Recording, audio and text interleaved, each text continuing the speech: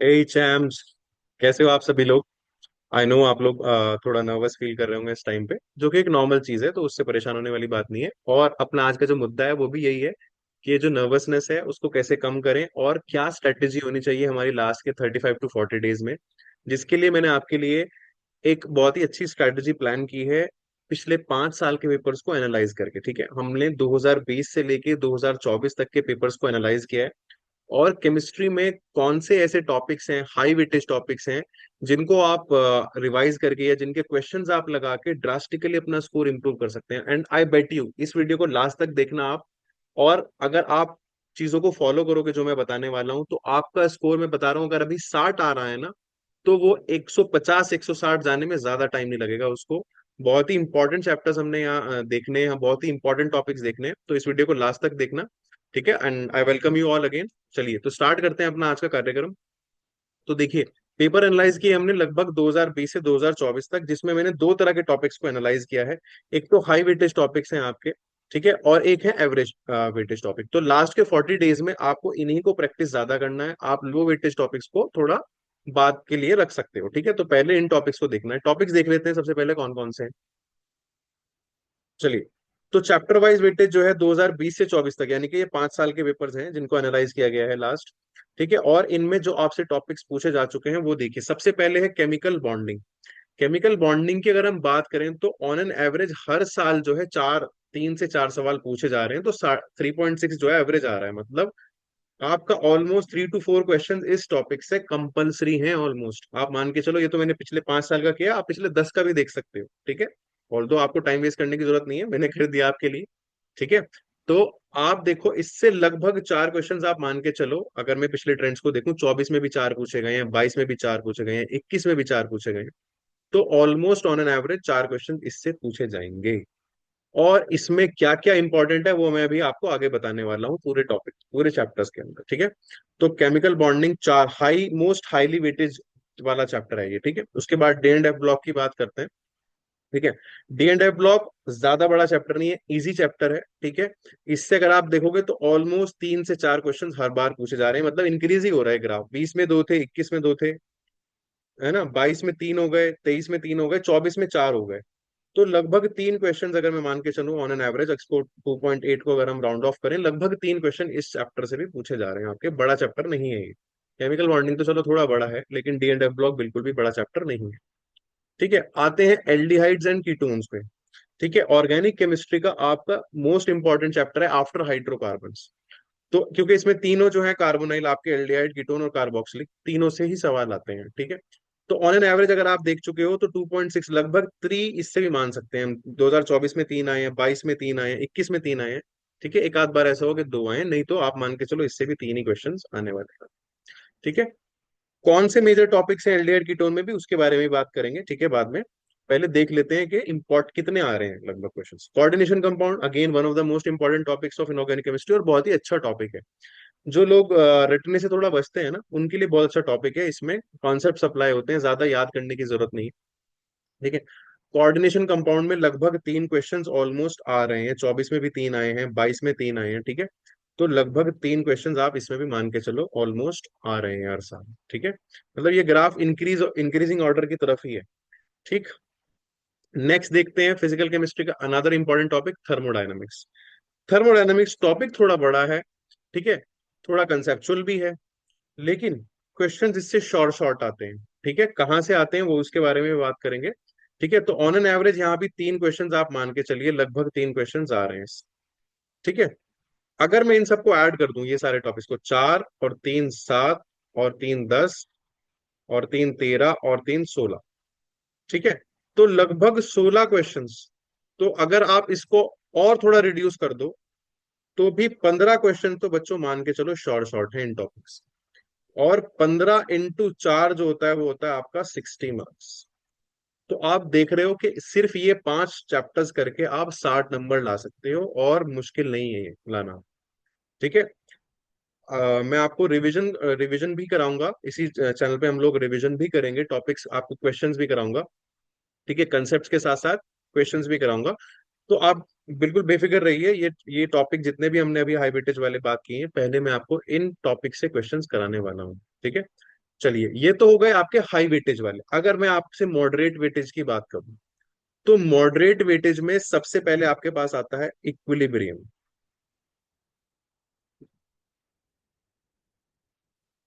Equilibrium से मान के चलिए दो सवाल आने ही आने, एक केमिकल एक आयनिक। ठीक है, एवरेज बता रहा हूं मैं, मोस्ट कंसिस्टेंट टॉपिक है, आते ही हैं क्वेश्चन, दो क्वेश्चन इससे आने ही है मिनिमम। इसके अलावा इलेक्ट्रोकेमिस्ट्री दो, और ज्यादा हुआ तो तीन भी आते हैं। ठीक है, इलेक्ट्रोकेमिस्ट्री बहुत ही अच्छा चैप्टर है, कंसेप्चुअल चैप्टर है। ठीक है, नेक्स्ट आता है आपका काइनेटिक्स। दो क्वेश्चन मान के चलिए यहां से भी आते हैं, और छोटा चैप्टर है, इजी चैप्टर है। ठीक है, तो इलेक्ट्रो हो गया, इक्विलिब्रियम हो गया, काइनेटिक्स हो गया आपका। ठीक है, ये तीन हो गए। इसके अलावा जो मोस्ट इंपॉर्टेंट टॉपिक है यहाँ पर, वो है आपका ये मोल कॉन्सेप्ट, जिससे आपका डायरेक्टली तो एक ही क्वेश्चन आता है, लेकिन इनडायरेक्टली हर जगह अप्लाई होता है ऑलमोस्ट। ठीक है, तो मान के चलिए इसका भी वेटेज आपका दो क्वेश्चन।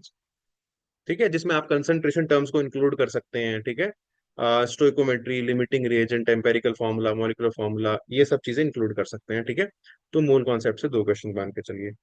इसके अलावा जो आपका इंपॉर्टेंट टॉपिक है ऑन एन एवरेज, जिससे कंसिस्टेंटली सवाल पूछे जाते हैं, वो टॉपिक है आपके, एक सेकेंड मुझे एनालाइज करने दीजिए। कौन सा ऐसा टॉपिक है मेजर जो छूट ना रहा हो? Hydrocarbons, very important. ठीक है, हाइड्रोकार्बन्स, तीन क्वेश्चन मान के चलिए इससे, दो से तीन क्वेश्चन। ठीक है, मैं तो मान के चल रहा हूँ तीन क्वेश्चन इस साल के। तो अगर आप इन सारे टॉपिक्स को ऐड कर दोगे, दो दो चार, दो छः, दो आठ, और तीन 11, चलिए मैं इसको रिड्यूस करके 10 भी मान लेता हूँ। तो 10 क्वेश्चन इन टॉपिक से आपके आने हैं, तो 10 × 4 हो गए आपके 40। तो ये हाईली वेटेज और मॉडरेटली वेटेज को मिला के ही आपके कितने हो गए? 100 मार्क्स हो गए।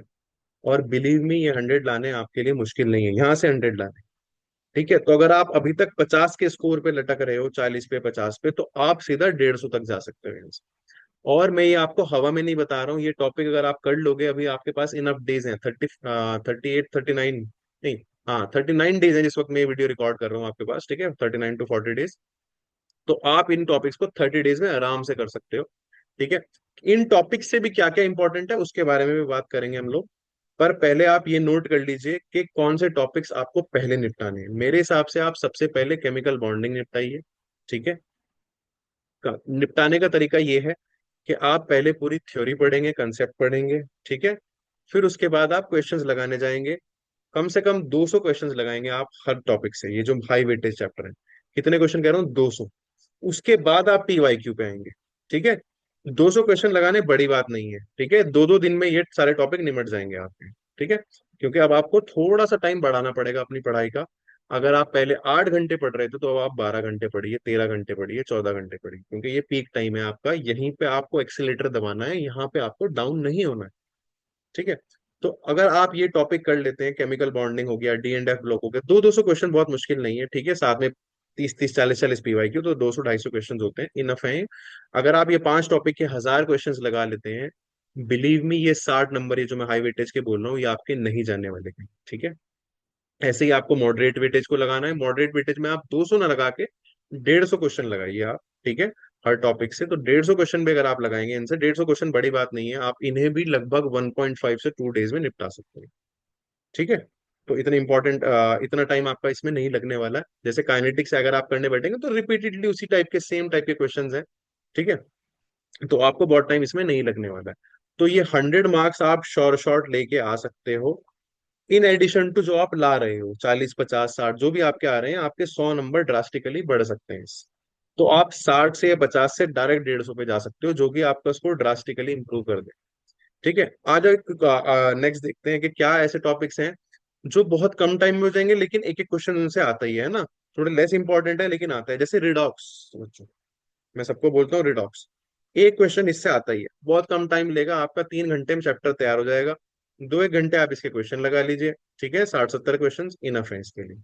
तो ये आपको 4 मार्क्स दे के चला जाएगा रिडॉक्स चैप्टर, बहुत इजी चैप्टर है। इसके अलावा सॉल्यूशन, इजी चैप्टर है, कम टाइम में हो जाएगा, 1 से 2 क्वेश्चन मान के चलिए।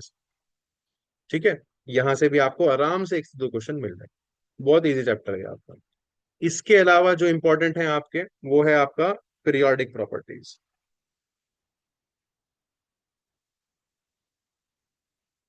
यहाँ से भी आप एक से दो डायरेक्ट और इनडायरेक्ट तो आता ही है, खैर इससे ये मान के चलिए। इनडायरेक्टली भी आपके इससे क्वेश्चन आते हैं, लेकिन डायरेक्टली पीरियोडिक प्रॉपर्टीज से कम से कम एक से दो क्वेश्चन आप मान के चलिए। ठीक है, तो ये आपके हो गए लगभग लगभग 3 से 4 क्वेश्चन। और इसमें आपको ज्यादा टाइम नहीं लगने वाला, ये 2 दिन में तीनों चैप्टर निमट जाएंगे आपके।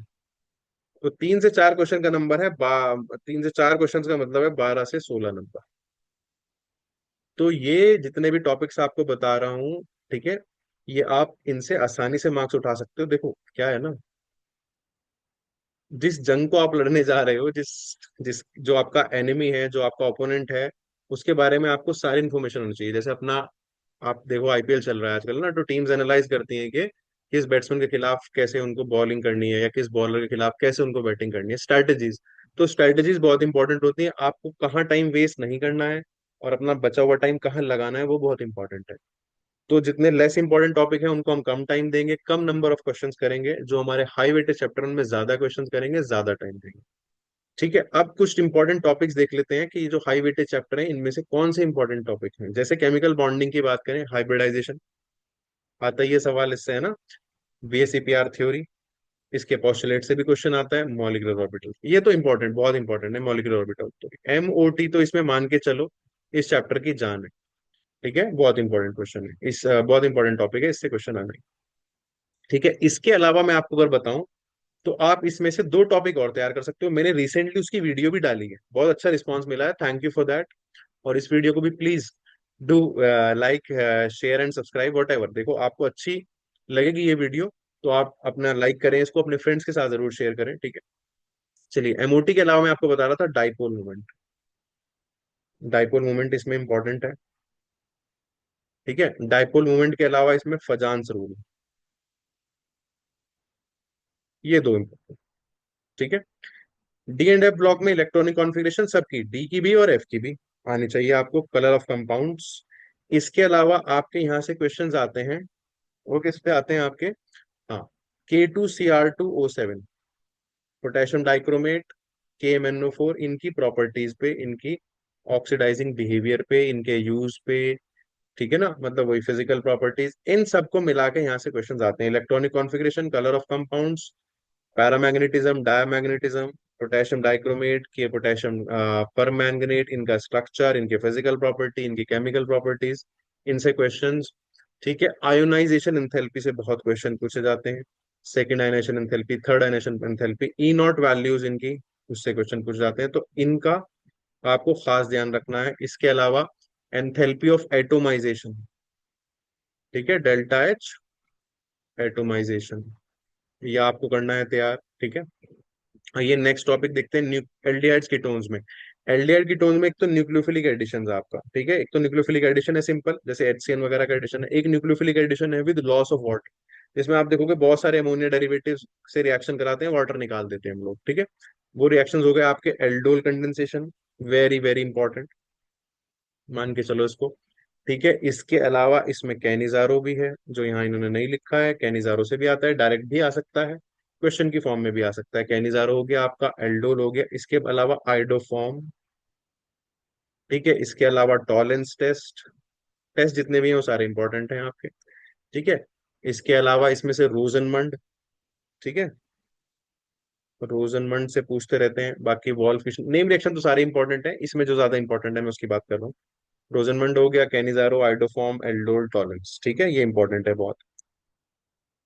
अब आते हैं कोऑर्डिनेशन पे। कोऑर्डिनेशन पे आपके ligand, strong ligand, week ligand, मतलब आपकी इलेक्ट्रोकेमिकल सीरीज आपको पता होनी चाहिए, कौन पेयरिंग कराता है, कौन नहीं कराता है, कौन मोनोडेंटेट, कौन बाइडेंटेट, कौन फ्लेक्सीडेंटेट, ये सारी चीजें लिगेंड्स के बारे में खासकर आपको पता होनी चाहिए। इसके अलावा IUPAC से एक क्वेश्चन आता है बच्चों, कोऑर्डिनेशन के IUPACs बहुत इंपॉर्टेंट है। IUPAC अच्छे से करना, कैटायनिक कॉम्प्लेक्स, एनायनिक कॉम्प्लेक्स है, न्यूट्रल कॉम्प्लेक्स, सब IUPAC अच्छे से करना है, फिर से बोल रहा हूँ आपको। इसके अलावा आइसोमेरिज्म, आइसोमेरिज्म में आपका ज्योमेट्रिकल एंड ऑप्टिकल आइसोमेरिज्म ज्यादा इंपॉर्टेंट है, उस पर ज्यादा ध्यान देंगे। क्रिस्टल फील्ड थ्योरी, VBT की लिमिटेशन, है ना, VBT की लिमिटेशन, ये इसमें इंपॉर्टेंट टॉपिक्स हैं। उसके बाद थर्मोडायनेमिक्स में अगर आप देखो, फर्स्ट लॉ पे ज्यादातर सवाल आते हैं, सेकंड लॉ पे उतने नहीं आते। सेकंड लॉ में एंट्रोपी के बारे में अगर हम बात करें, एंट्रोपी से आते हैं लेकिन उतने नहीं आते, फर्स्ट लॉ से ज्यादा आते हैं आपके। फिर उसके अलावा एक आप देखते हो internal energy, delta U change in internal energy और delta H change in enthalpy, इनके बीच का एक रिलेशन है, उस पे question. CPCV, heat capacity at constant pressure, heat capacity and constant volume और इनके बीच का रिलेशन, उस पे क्वेश्चंस बहुत आते हैं। Gibbs free energy absolutely important. उसके अलावा हेस लॉ, थर्मोकेमिस्ट्री वाला जो पार्ट है उससे आता है हेस लॉ। तो ये टॉपिक्स आप लिखते रहो साथ साथ जिनके बारे में बात कर रहे हैं। हेस लॉ मैं आपको कराऊंगा, स्पेशली इस पे क्वेश्चंस कराऊंगा। इंपॉर्टेंट है, बहुत ही आसान है। सीपीसीवी पे कराने वाला हूँ, एंथैल्पी और इंटरनल एनर्जी में क्या रिलेशन होता है, कैसे इसको अप्लाई करना है, ठीक है, वो बताने वाला हूँ। और एंट्रोपी, बाकी जो मैं लेस इंपॉर्टेंट टॉपिक्स या मैंने मॉडरेटली इंपॉर्टेंट टॉपिक्स बोले उनके बारे में भी आप देख लीजिए थोड़ा सा। जैसे अगर सॉल्यूशन की बात करें, तो सॉल्यूशन में सबसे पहले आपको जो चीज आनी चाहिए वो है हेनरीज लॉ। उसके अलावा रॉल्स लॉ है, ठीक है। रॉल्स लॉ में सब आ जाएगा आपका, पॉजिटिव डेविएशन, नेगेटिव डेविएशन, वो वाला पार्ट भी, ठीक है, एजियोट्रॉपिक मिक्सचर्स वगैरह। उसके अलावा आपकी जो है कॉलिगेटिव प्रॉपर्टी, और उसके अलावा वेंट हॉफ फैक्टर। ये चार इंपॉर्टेंट टॉपिक हैं, आपको अच्छे से तैयार करने हैं सॉल्यूशन के अंदर, ठीक है। इलेक्ट्रो में आपको तीन चीजें तैयार करनी है।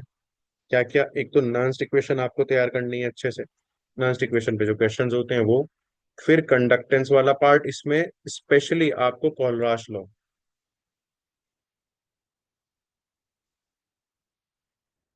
कोलराश लॉ बहुत इंपॉर्टेंट है। इसके अलावा फेराडे लॉ,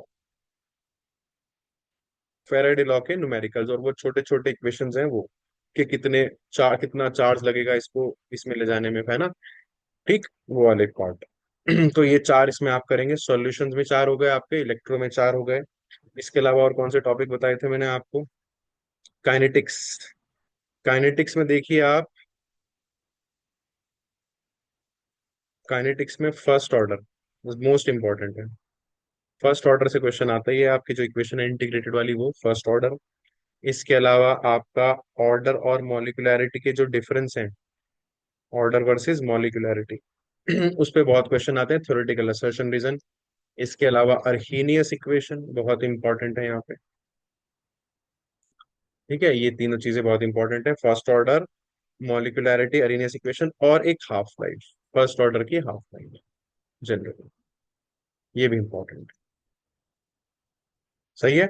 इसके अलावा और कौन से टॉपिक बचते हैं आपके जो मॉडरेटली इंपॉर्टेंट हैं? हाइड्रोकार्बन्स, ठीक है। मोल कॉन्सेप्ट, मोल कॉन्सेप्ट तो पूरे में ही अप्लाई होना है फिजिकल में, तो कंसंट्रेशन टर्म्स अच्छे से आनी चाहिए निकालने आपको, ठीक है। उसके अलावा stoichiometry, limiting reagent, empirical molecular formula, ठीक है, ये सारा आपको आना चाहिए। और कौन सा टॉपिक हमारा बच रहा था मोल कॉन्सेप्ट के अलावा? Hydrocarbons, very very very important, ठीक है।